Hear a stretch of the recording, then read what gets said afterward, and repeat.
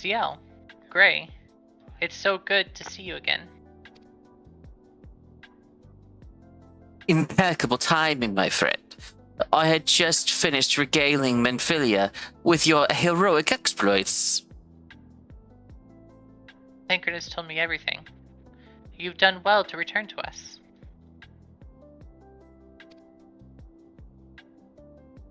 The perils you faced were undeniably great, yet a part of me believes that I had no cause to fear, and now we can put paid to our long investigation.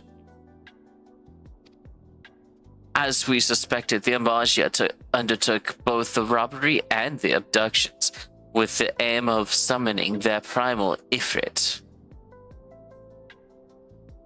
Nor is the tale limited to Old Ah. Similar incidents have been rife in both Limsa Liminsa and Gridani of late. I dare say you've been curious as to how these crimes are linked to primals. Permit me to explain.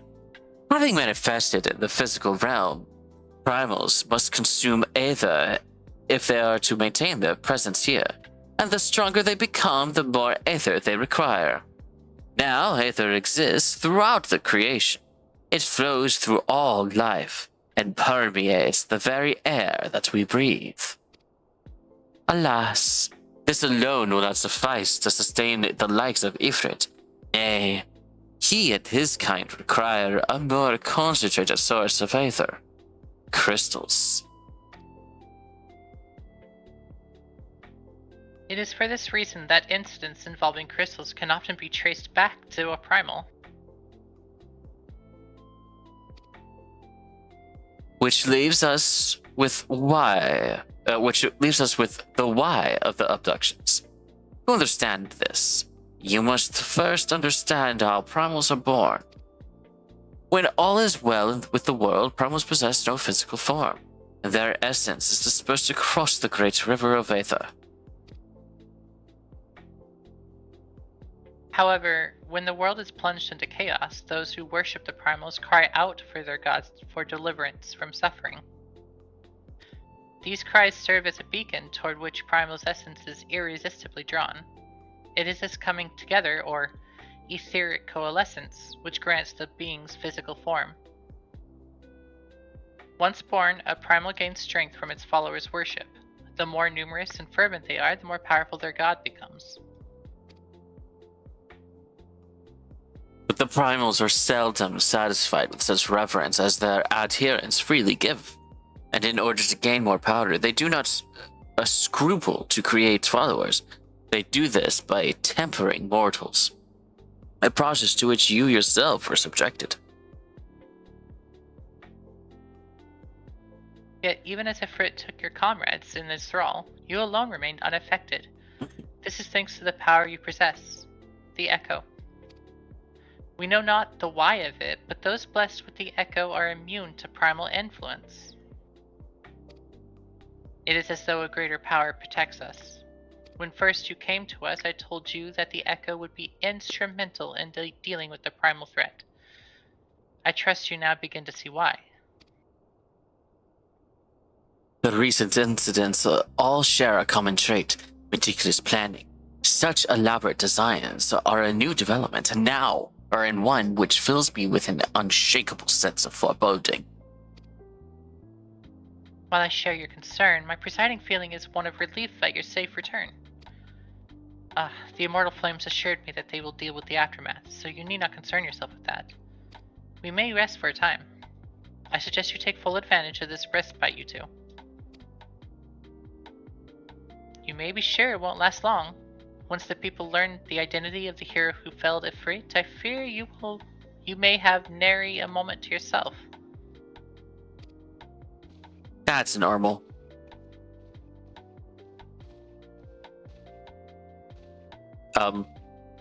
Yes, Thancred? Hello? Whether she intended to or no, Menphilia neglected to tell you something. Something I think it would be best you heard from one of us. It concerns the tempered abductees that were rescued. I am sorry to report that all are to be put to death. The flames with whom you were imprisoned included. Needless to say, the information must not be made known to the public.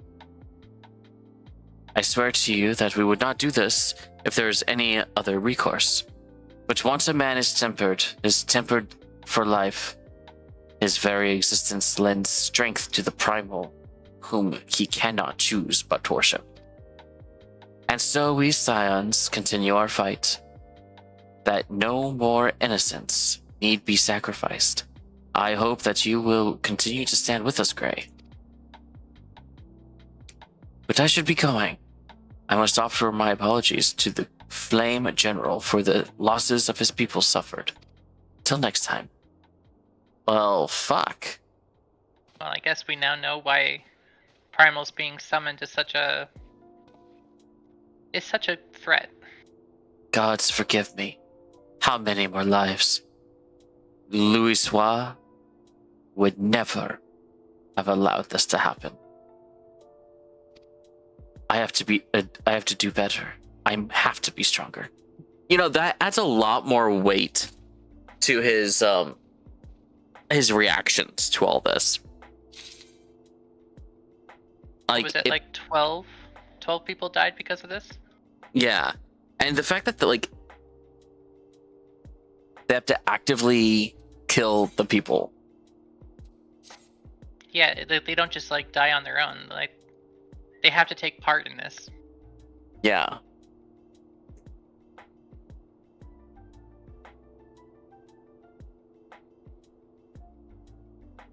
Until not so very long ago, you were but one of the many adventurers seeking to make their way in Eorzea. But for your character and courage, you were raised to the esteemed post of envoy. Thereafter you traveled the realm aiding those in need without sought reward, confirming to Ida and Papalimo that the Scions would benefit from your aid. And no sooner had you joined us than you personally bested the primal Ifrit. That's what I do. You have achieved a great deal in a short time, and won fame in so doing. Alas, fame does not come without a price, as you will soon discover.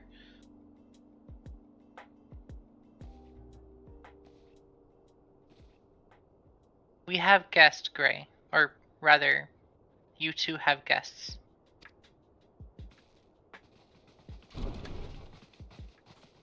Beg pardons. Wait. Ah, Lady Manfilia, radiant as always. I am given to understand that the Scions of the Seventh Dawn have but recently welcomed a new hero in their midst. I am here on behalf of Maelstrom, Grand Company of Limsa Laminsa, to offer said hero a place of honor within our ranks.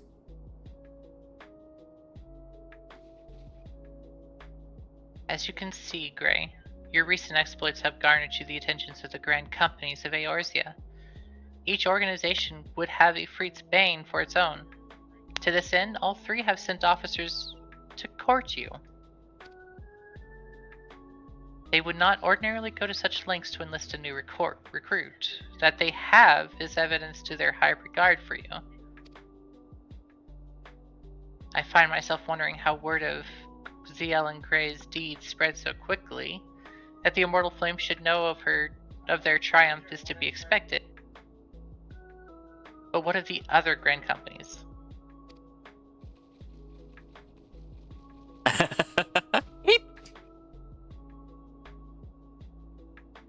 Your reputation precedes you, mistress. 'Tis no ordinary man or woman who can face a primal and emerge the victor. And imagine our pride when we learned that you began your journey as an adventurer in our own Gridania. Know that the people hold you in high esteem, and that you will always be welcome among us. The Order of the Twin Adder has need of a valiant man and woman such as you two. Join your strength to ours, friend, and together let us ensure that peace ever reigns over the Twelveswood.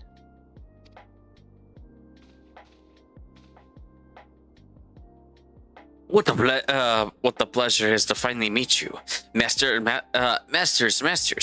My comrades speak of you. I don't remember what voice I did for him, but we're changing apparently. My comrades speak of you in the most glowing terms. A man of your talents belongs with the immortal flames. Join your strength to ours, friend, and together let us secure a prosperous future for all of Ul'dah. The Admiral was not exaggerating when she said you have the look of a hero. Full often does she speak of you. Full often does she speak of you, friend. It is only natural that we should want you for the Maelstrom. Join your strength to ours, and together let us see the grand battle of Limsa to the shores of glory.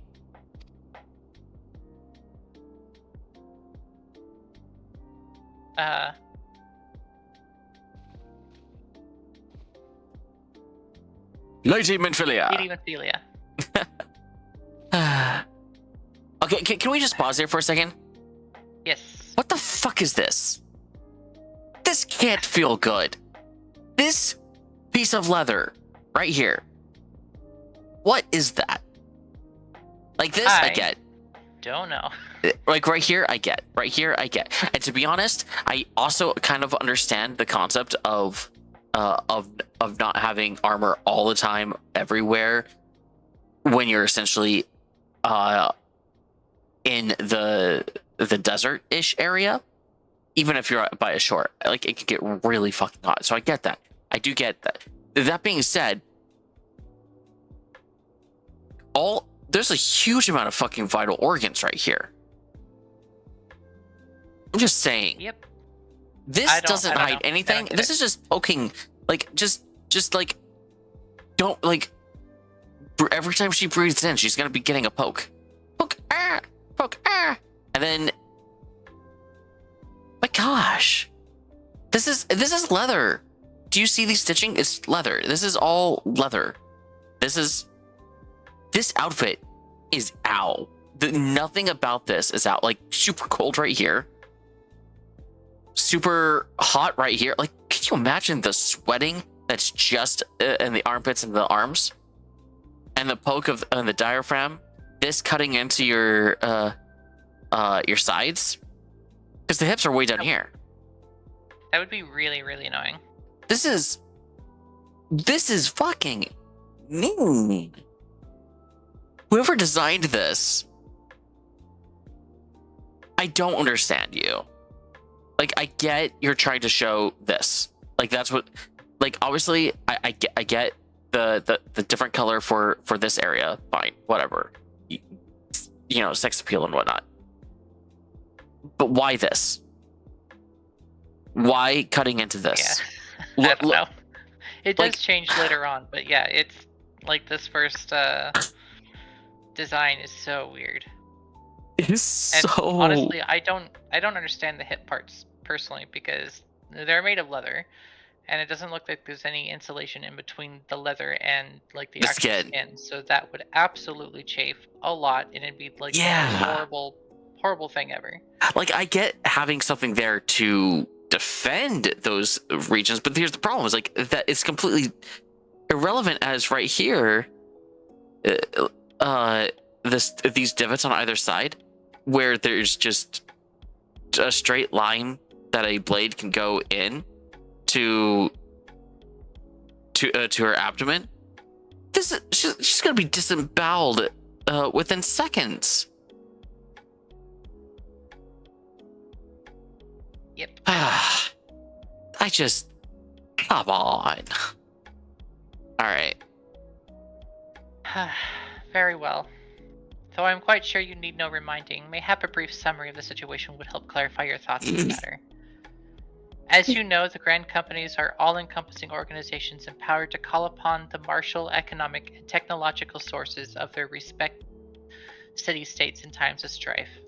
There are presently 3 such organizations in Eorzea: the Maelstrom of Limsa, the Order of the Twin Adder of Gridania, and the Immortal Flames of Ul'dah.